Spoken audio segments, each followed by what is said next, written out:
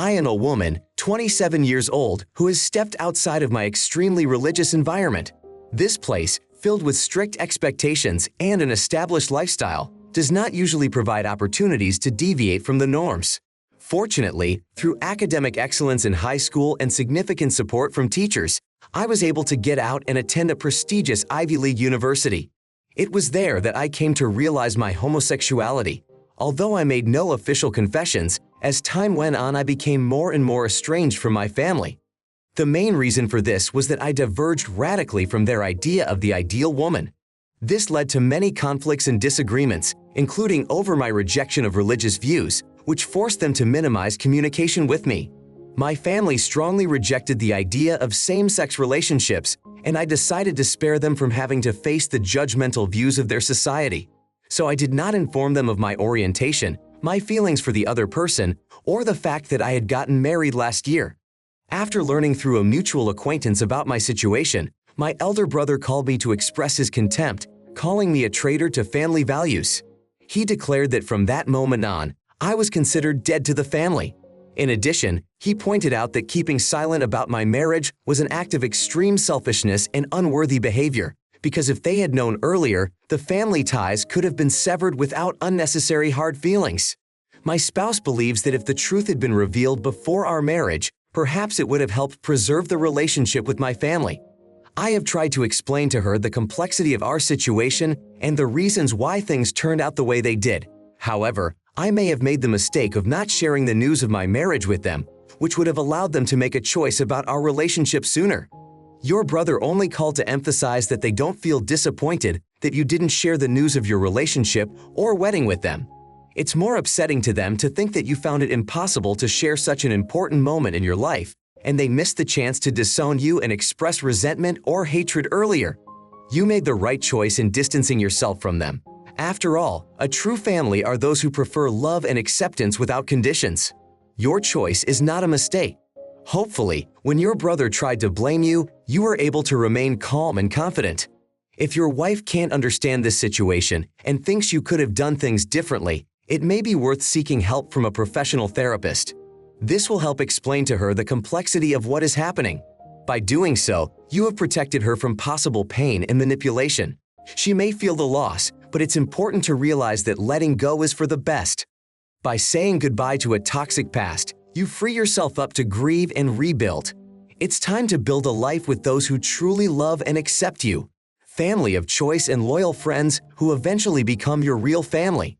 Perhaps your wife, who grew up in a more accepting environment, doesn't yet understand what it's like to have a family that is not supportive and understanding.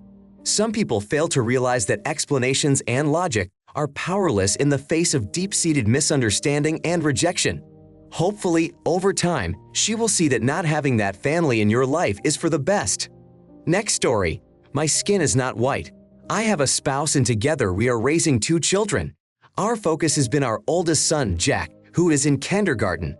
My husband has a half-sister. She is 23 years old. He doesn't have much contact with her. However, she has found a rapport with our Jack.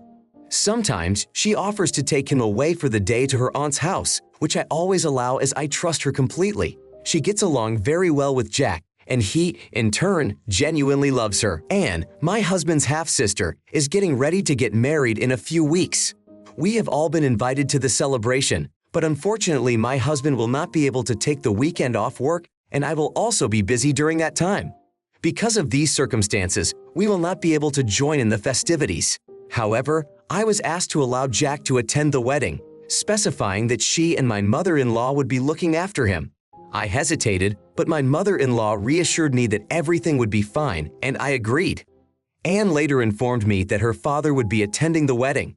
This came as a surprise to me, as she had not kept in touch with him for many years. But shortly before the wedding, they resumed their relationship. In my opinion, her father is not the nicest person. He is known for his racist views and stubbornness in his beliefs. He is also easily manipulated through certain media outlets. Even before we found out about his presence at the wedding, my husband showed me his Facebook postings, which were really shocking. Now, I told her that I questioned whether I should continue to send my son to appointments in such an environment. She understood my concerns and argued that her father would not even notice that Jack is not fully white, and therefore I have no reason to worry. Yes, my son is white, but under the circumstances I prefer not to put him at risk. My son sometimes speaks my native language and is not fully aware that he should be careful when interacting with certain people. Anne was upset by my denial and stated that there was no threat and that my concerns were nothing more than paranoia. She even drew a parallel between my paranoia and her father's and urged me to approach the issue rationally, given that the wedding would be held in a place where there would be a lot of people. I apologized but expressed my inability to let Jack go to the event. In response, Anne flared up and claimed that my paranoia was ruining her wedding. She wanted to celebrate the day with all of her loved ones, including Jack, and my behavior, she said, was ruining her plans. She then couldn't hold back her tears. After our conversation, my mother-in-law called me and begged me to allow Jack to attend the wedding for Anne's happiness, swearing that nothing would happen to him. I remained adamant. My mother-in-law expressed that I was proud of myself for the disappointment I had caused. I didn't feel guilty, considering myself cautious rather than paranoid. My husband was hesitant about our decision at first, but eventually supported me, agreeing that we should not jeopardize our son's safety. You really aren't wrong in your feelings. This woman, having white skin, suddenly showed her real self. It didn't take long for her reaction to reveal that the so-called white woman's tears are incapable of keeping your son safe. Even if you hear of any comments in your child's absence that might reassure him, it's worth remembering that excessive love and concern in this situation can be detrimental to his future. Your right to be caring and cautious in this context is absolutely justified. I would even prefer to use the term concern instead of paranoia, especially when it comes to your child's safety. You are right to be concerned, especially since Jack is attending kindergarten age. How on earth will the bride and mother of the bride be able to supervise a 5-year-old during an event like this where there will be a lot of strangers? Not to mention that some of them may not be close to the bride's family. You should do whatever you think is right. She herself recognized that the father of the bride might not notice that Jack isn't completely white, which implies that if he finds out, there could be problems. If she's worried because of the pre-wedding hassle, one can only imagine what the situation would be if Grandpa found out about Jack and caused a scandal on such an important day. It is quite possible that she would find a way to blame you. It seems that your child's invitation is motivated by something more than a desire to share a joyous moment with loved ones. At such a young age, Jack may be bored and cranky, indicating possible ulterior motives behind her decision. It would not be surprising if she tries to create the image that she played a significant role in raising your son, and thus justify his presence at the wedding so as not to appear in the eyes of others in an unfavorable light. There may be more to the situation than that. Now I want to tell a different story. There are 3 kids in my family: Harlow, who is 14, Alec, who is 9, and Max, who is 4. Today's conversation is about Harlow. She is the daughter from a previous marriage and the only child of her father. This makes her the center of his universe. He surrounds her with genuine care and attention, sparing no gifts. This situation leads Harlow to expect me to treat her the same way as her father. But that's beyond me, because I also have room in my heart for 2 more children who need my attention. Last week, while Harlow was at home, she started telling me about her day at school. At the time, I was busy making dinner and helping Alec with his homework, causing my mind to be temporarily distracted, and I missed part of her story. Apparently, Harlow had asked me a question that I hadn't answered. This caused her to flare up in anger, and she raised her voice at me. In response to her yelling, I got angry too, and an argument ensued between us. In the end, she threatened to stay living with my father if I kept this up. The response from my side, expressed in anger, was that maybe she really should do that. She then retired to her room, unable to hold back tears, and I received a series of messages from her father expressing his displeasure using less than flattering words. It was pointed out to me that I was doing the wrong thing in trying to divide my time and attention between all of my children. I recognize that I cannot give Harlow all of my time, as I also have my own life and other children. Your behavior leaves a lot to be desired. You should show more maturity instead of acting like an inexperienced teenager. I don't know, maybe you should have taken charge and put it like this. I'm really interested to know how you feel, but at the moment I'm busy making dinner and helping with homework. Can we talk about this later? You, as an adult, could set an example of good behavior instead of ignoring her, making her feel unwanted and superfluous in her own home, and then also rebuking her. You have a teenager who wants to share her day and experiences with you, and you don't find a way to make time for her. This is a serious lapse in parenting. How unfortunate that your child is eager to communicate with you and wants you to take an interest in their life. How embarrassing to find yourself in the role of a parent who turns ordinary childhood emotions into an excuse for self-pity. Oh, how many young girls dream of their parent being like a Disney cartoon character instead of a mundane existence with real mothers and fathers. Undoubtedly, my daughter craves my attention, and I recognize her desire. I recognize that my limited attention is a direct result of her own choices. I am not comfortable with her father's approach to parenting, which I believe makes her too spoiled, and this causes me concern for her future. My younger children are very empathetic to my situation, understanding the difficulties we face. Even the youngest of them realizes that having to share my attention with my siblings is part of our family life. Sometimes it seems that she is the only one who doesn't see that her lack of exclusive attention is not my fault. Her decision to spend time with her father has had some consequences. How often should I give her individualized attention when we only see each other a couple days a month? That time we spend together is determined by her own choices. I do not seek to punish her, but it is important to realize that any action has consequences. This woman shared that she only devotes 2 days a month to her child. In these brief moments of time, the girl seems to desire to be the center of attention, being in a situation where other children also seek attention from their mother. She expresses strong frustration towards the child's father, believing that it is the daughter who is responsible for the situation where she feels neglected. No one involved in this situation speaks out against it, leading to the conclusion that not everyone is ready for parenthood. The lack of understanding on the part of this woman seems obvious, eliciting sympathy for the daughter, especially among those who have experienced similar treatment from their parents. There is comfort in these words in the fact that the daughter is in an environment that seems more favorable and safe for her. My next story. My mom passed away when I was only 6 years old. Memories of her remain, but they are images rather than memories. Her illness began when I turned 4. That's how I remember her struggle with her illness. There were moments when we sat together on her bed. She read books to me, sang songs to me, and gently brushed my long hair, which was unusual for a boy. She always listened to me attentively, sometimes sharing her dreams about me. My mother had a collection of jewelry, wedding rings, a bracelet with pendants, a locket, necklaces. Herval specified that all of this jewelry would pass to me. I wore one of the necklaces under my clothes as a talisman, but after my father remarried, everything changed.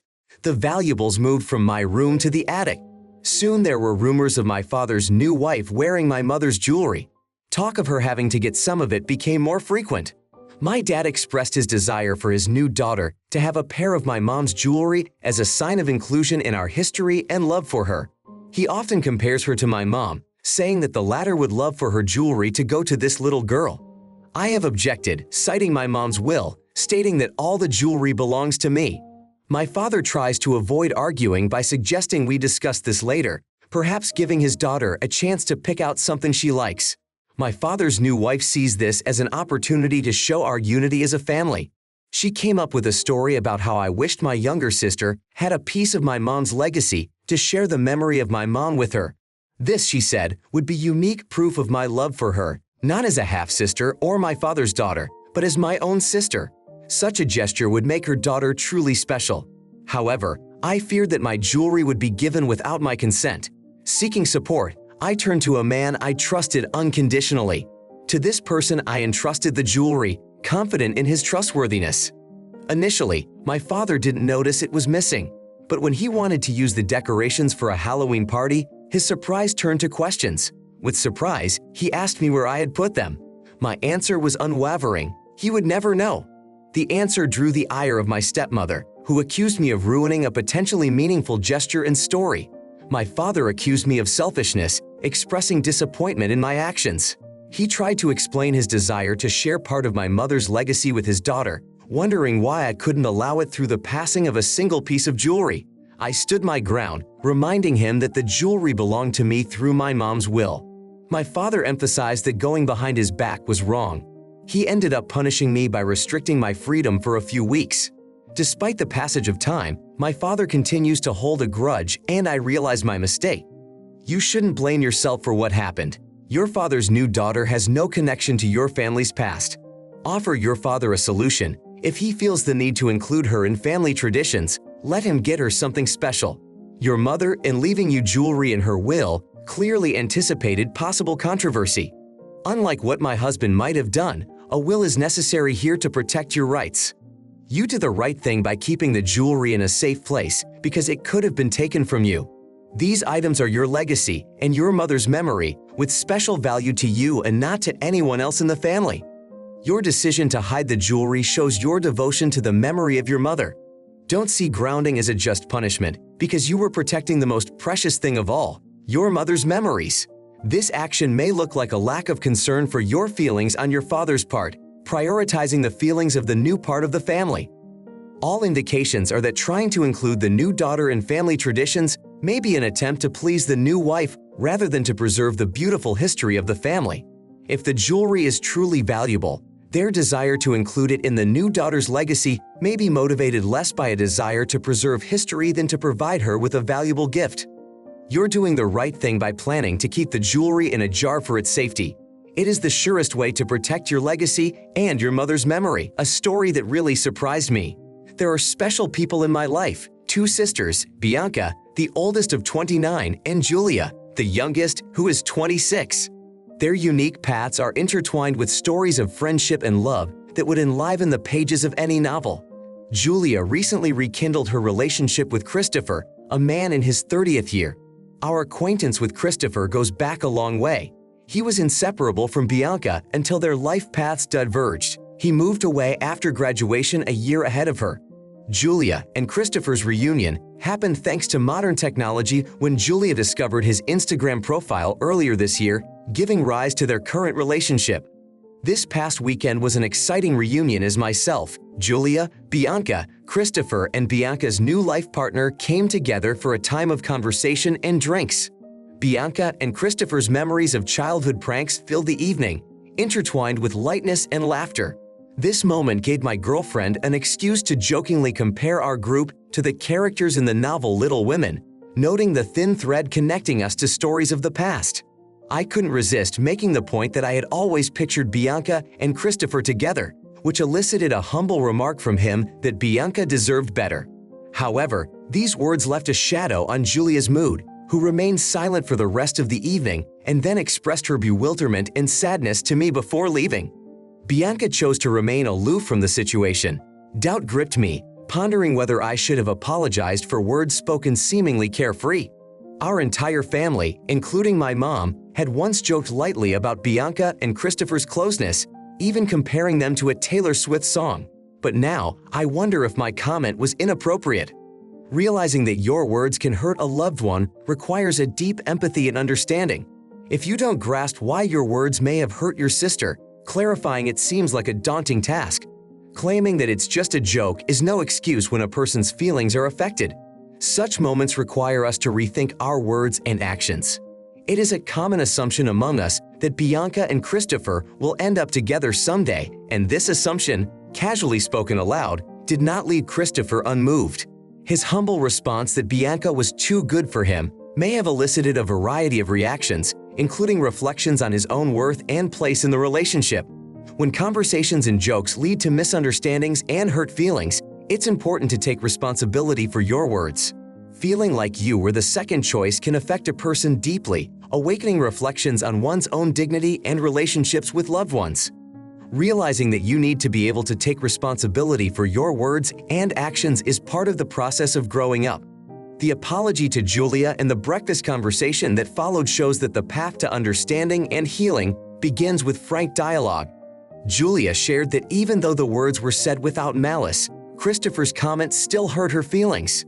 Their discussion of the moment helped both of them understand each other better and reaffirmed their commitment to remaining confident and open in their relationship. Moments like this remind us of the importance of being careful with the words we choose and those who may be affected by them. Growing up brings with it lessons about how to build relationships based on mutual respect and understanding.